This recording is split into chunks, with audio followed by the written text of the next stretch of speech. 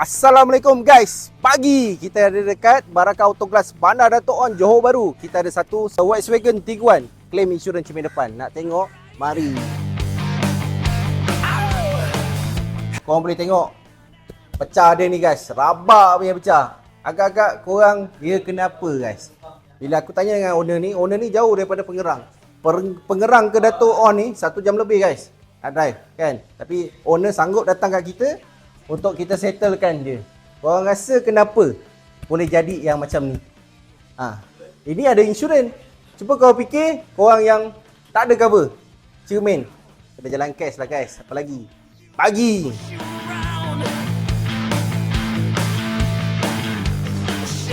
Korang mesti tanya kan, kenapa banyak yang conteng ni? Conteng tu lah, conteng ni lah. Ini menunjukkan kita nak buat claim dengan insurans. So, untuk spek kereta ni, dia ada 2 sensor. Korang boleh tengok kat situ. ASA camera dengan rain sensor. Dia ada 2 jenis sensor dekat cermin dia. Sebab tu kita conteng. Untuk menunjukkan dekat insurans, dapat info sesuatu. Pagi.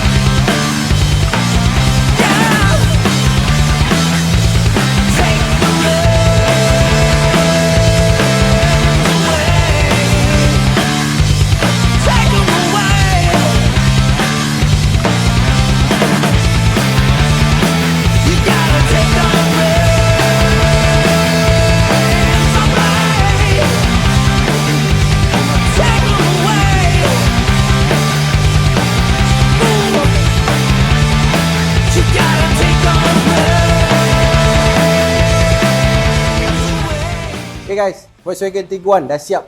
So korang yang mana ada masalah cermin kita korang pecah, crack, nak repair stone chip, long crack, nak claim insurans yang macam belakang ni, ataupun nak buat secara tunai. Dan kalau korang tak ada masa nak datang ke kedai, nak runner datang ke rumah ataupun dekat tempat kerja pun boleh guys. Roger dia kita, PNDM kita. Lagi.